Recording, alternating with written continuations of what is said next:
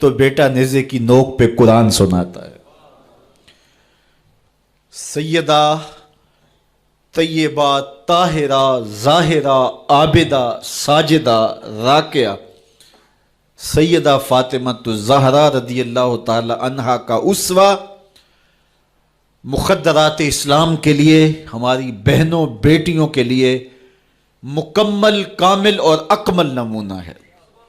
میری مائیں بہنیں بیٹیاں بھی پردے میں بیٹھ کے سن رہی ہیں، اور جو یہاں موجود نہیں ہیں، آپ لوگوں کی وساطت سے یہ پیغام ان تک بھی پہنچے گا، تو میں گزارش کروں گا اس بے حیائی کے ماحول میں، جب کہ میڈیا بے لگام ہے، سوشل میڈیا قیامت ڈھا رہا ہے، آنکھوں سے حیا اڑ گئی ہے، سوچوں میں آوارگی آ گئی ہے، لباس سمٹ سمٹ کے بالکل واجبی سا رہ گیا ہے، اور حیا قصہ پارینہ بن گیا ہے۔ یہ اڑتے ہوئے آنچل، لہراتے ہوئے دوپٹے اور جو ہے وہ بکھرے ہوئے بال، یہ حیا کے جنازے سڑکوں کے اوپر گھومتے ہوئے، اور بازاروں میں صنفی آزادی اور جنسی بے رہروی اور جو کچھ ہم دیکھ رہے ہیں، تو آج ہم سیدہ فاطمہ الزہرا کے کردار کو خضر راہ بنائیں۔ اقبال کہتا ہے مزرعہ تسلیم را حاصل بطول، مادرا را اسوائے کامل بطول۔ مزرعہ تسلیم کی کھیتی کا جو حاصل ہے، جو پھل ہے، وہ سیدہ فاطمہ ہے، اور ماؤں کے لیے کامل نمونہ سیدہ فاطمہ الزہرا رضی اللہ تعالی عنہا ہیں، جن کے آنچل کو مہر و ماں نے بھی نہیں دیکھا تھا۔ خادم کی شوہر کی خدمت بھی کرتی ہیں، بچوں کی تربیت بھی کرتی ہیں۔ آسیہ گردان و لب قرآن سرا، ادھر چکی بھی چل رہی ہے اور لبوں پر قرآن کے نغمے بھی جاری ہیں۔ آسیہ گرداں چکی چلا رہی ہیں، واللب قرآن سرا، اور اقبال کہتا ہے لبوں پر قرآن کے نغمے جاری ہیں۔ جب لبوں پہ قرآن کے نغمے ہو اور آٹا پیسا جا رہا ہو، تو پھر وہ گندم اور وہ آٹا جب بچے کھائیں گے تو پھر حسین ابن علی کے کردار ہی پیدا ہوں گے۔ لیکن تھرکتی تصویریں اور نیم برہنہ شکلیں اور کانوں میں جو ہے وہ میوزک کی آوازیں، اور ماں اس ماحول میں بچے کو دودھ پلا رہی ہو، تو بچہ حسین ابن علی کا جان نشین تو نہیں بنے گا۔ کوئی اداکار تو بن سکتا ہے، کوئی گلوکار تو بن سکتا ہے، لیکن حسین ابن علی کا جان نشین نہیں بنے گا۔ تو ماؤں کو کامل اکمل نمونہ سیدہ فاطمہ الزہرا کا اختیار کرنا چاہیے، اس نمونے کو لے کے اپنی زندگی میں اتارنا چاہیے۔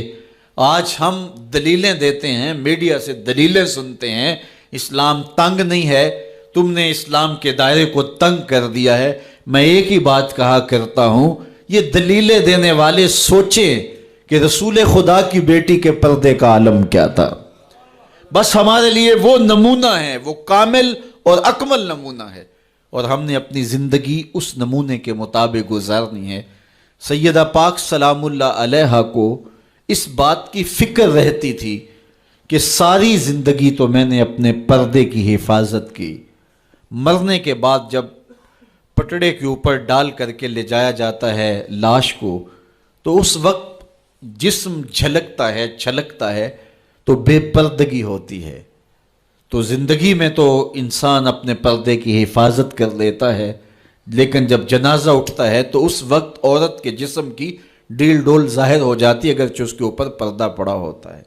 اور یہ سخت فکر مند تھی اور بات بھی کرتی تھی۔ حضرت اسماء بنت امیس رضی اللہ تعالی عنہا سیدہ پاک کے پاس بیٹھی تھی، اور یہ وہ خاتون ہیں جنہوں نے حبشہ کی جانب ہجرت کی تھی۔ جب مسلمانوں پر حالات تنگ ہو گئے تو 2 مرتبہ حبشہ کی جانب ہجرت ہوئی ہے، اور تیسری ہجرت جو ہے وہ مدینہ المنورہ کی جانب ہوئی۔ تو حبشہ کی جانب انہوں نے ہجرت کی اور وہاں کچھ وقت گزارا تھا، تو انہوں نے کہا کہ میں نے وہاں ایک منظر دیکھا ہے کہ 4 پائی کے چاروں پائے جو ہیں ان کے ساتھ شاخیں باندھی جاتی ہیں، اور شاخیں باندھ کے ان کو پھر آپس میں جوڑ دیا جاتا ہے، اور اس کے اوپر کپڑا ڈال دیا جاتا ہے، وہ ایک ڈولی بن جاتی ہے، اور اس میں عورت کا جنازہ ہوتا ہے۔ تو جب یہ بات سنی تو سیدہ کی خوشی کی انتہا نہ رہی، کہا یہ تو بہت اچھا ہوا۔ اور سیدہ پاک کا پھر جنازہ پردے کے ایسے ماحول میں اٹھتا ہے اور رات کی تنہائی میں اٹھتا ہے، اور بہت تھوڑے لوگ جنازے میں شامل ہوتے ہیں۔ اور پھر سیدہ پاک سلام اللہ علیہا کے پردے کا عالم یہ ہے، اہل سیر نے لکھا ہے کل قیامت کے دن جب میدان حشر میں سیدہ تشریف لائیں گی تو 70,000 حوروں کے جلو میں ہوں گی، اور جب گزریں گی تو آواز آئے گی یا اہل الجمع غدوا ابصارکم لأن فاطمہ بنت محمد حتی تمر، اے نبیوں، رسولوں، پیغمبروں، اے صالحین، نیکوکاروں، اے حشر کے میدان میں جمع ہونے والے لوگوں، اپنی نظریں نیچی کر لو، محمد کی صاحبزادی گزر رہی ہے۔ تو قیامت کے دن بھی اللہ ان کو یہ اعزاز دے گا، ان کو تکریم دے گا، ان کو عزت نصیب کرے گا۔ تو سیدہ پاک کا نمونہ زندگی ہماری مخدرات اسلام کے لیے، ہماری بیٹیوں کے لیے، بہنوں کے لیے کامل، اکمل اور مکمل نمونہ ہے۔ مزرعہ تسلیم را حاصل بطول، مادران را اسوائے کامل بطول۔ تو ان سے ہمیں سیکھنا ہے کہ انہوں نے اپنی ساری زندگی کیسے گزاری۔ آج کی عورت کہتی ہے کہ میں نہیں کر سکتی نماز، روزہ اور یہ امور نہیں بجا لا سکتی، بچوں کا بوجھ اتنا ہے، ان کی تربیت اور ان کو کھانا دینا، ان کو دودھ دینا، بار بار جو ہے وہ ان کا لباس تبدیل کرنا، کب وقت ہوتا ہے، میرے کپڑے بھی ناپاک ہو جاتے ہیں، تو کیسے میں ان کو جو ہے بچوں کو کروں اور اس کے بعد عبادات بھی وقت پہ کر سکوں، تو یہ بڑا مشکل ہے۔ وہ حضرت سیدہ کو دیکھیں کہ آپ اپنے کندھوں پہ مشکیزہ بھی اٹھا کے لاتی ہیں، چکی بھی پیستی ہیں، بیٹوں کی تربیت بھی کرتی ہیں، شوہر کی خدمت بھی کرتی ہیں، اور مصلی بچھا کے جب کھڑی ہوتی ہیں تو ساری ساری رات قیام میں، کبھی رکوع میں، کبھی سجدے میں گزر جاتی ہے، اور پھر کہتی ہیں مالک تیری راتیں اتنی چھوٹی ہیں، تیری بندی کا ذوق بندگی ہی پورا نہیں ہوتا، ایک تو رات اتنی لمبی بنا دے جی بھر کے تجھے سجدہ ہی کر سکوں۔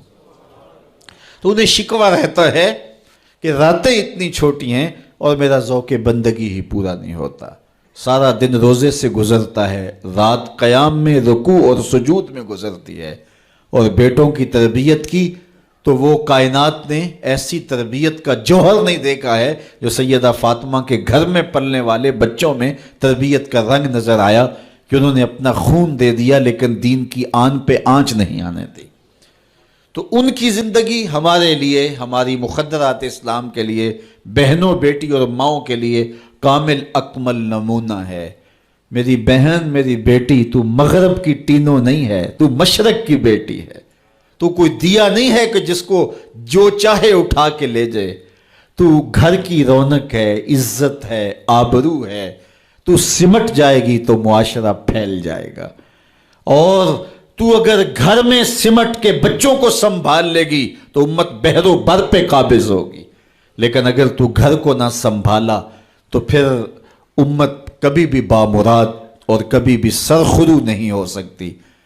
اگر پندے ز درویش پذیری، ہزار امت بمیرت تو نہ میری، بطول باش و پنہا شو ازیں عصر کہ در آغوش شبیر بگیری۔ اقبال کہتا ہے کہ اے امت مسلمہ میری ایک بات مان لے، ہزار امت مر جائے گی، امت مسلمہ تجھے موت نہیں آ سکتی، اور وہ کیا ہے؟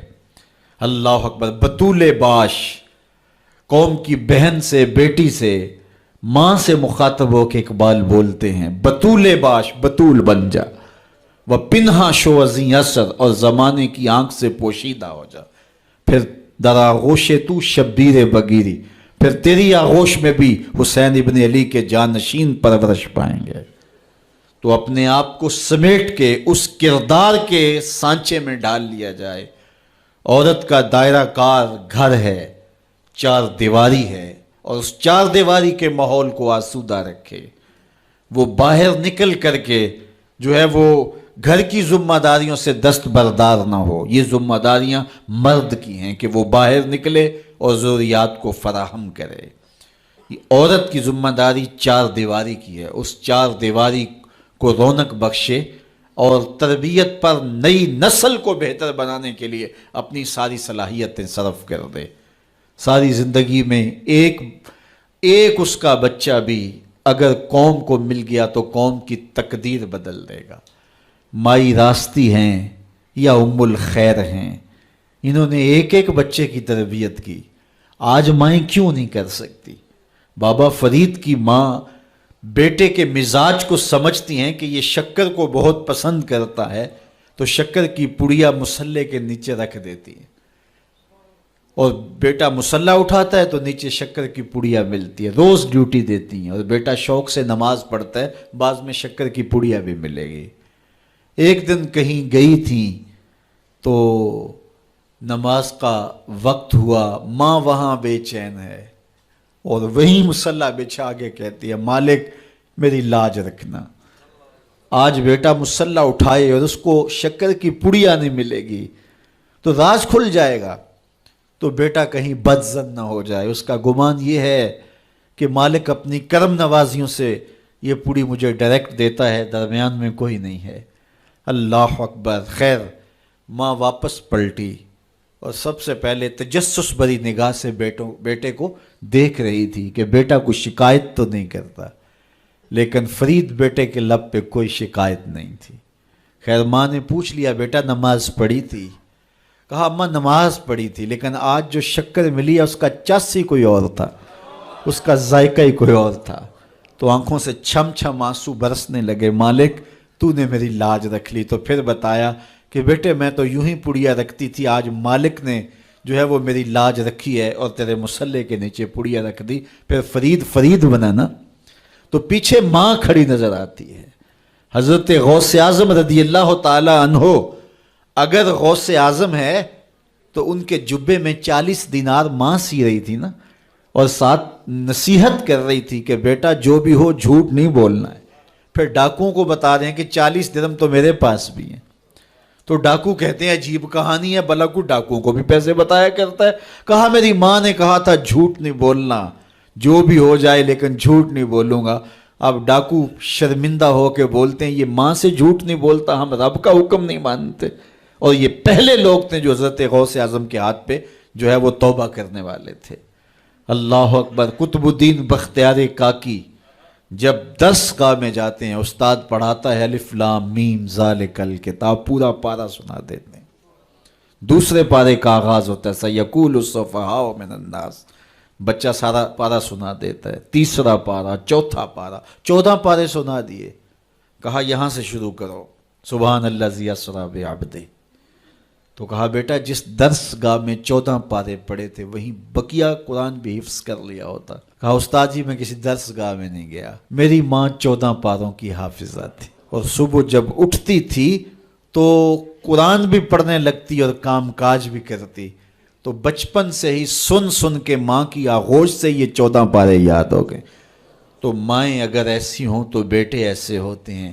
اس لیے ماں کے کردار کو روشن کرنا ہوگا، ماں کے کردار کو بہتر کرنا ہوگا، اور ماؤں کے لیے کامل اکمل نمونہ سیدہ پاک سلام اللہ علیہا کا نمونہ زندگی ہے. اور ان کی زندگی کے ایک پہلو سے روشنی لے کر کے، اجالا لے کر کے مخدرات اسلام کی زندگیوں میں چراغاں کیا جا سکتا ہے، اور ان کی زندگی سے ایک اچھی نسل تیار ہو سکتی ہے. کسی نے کہا تھا مجھے اچھی مائیں دے دو میں تمہیں اچھی نسل دوں گا. تو سیدہ پاک کا اسوہ ہمارے لیے یقیناً کامل اور اکمل نمونہ ہے. اللہ تعالیٰ ان کے نقوش پاک کی برکتیں اور ان کے وجود سے وابستہ رحمتیں ہماری ماؤں، بہنوں اور بیٹیوں کو نصیب فرمائے.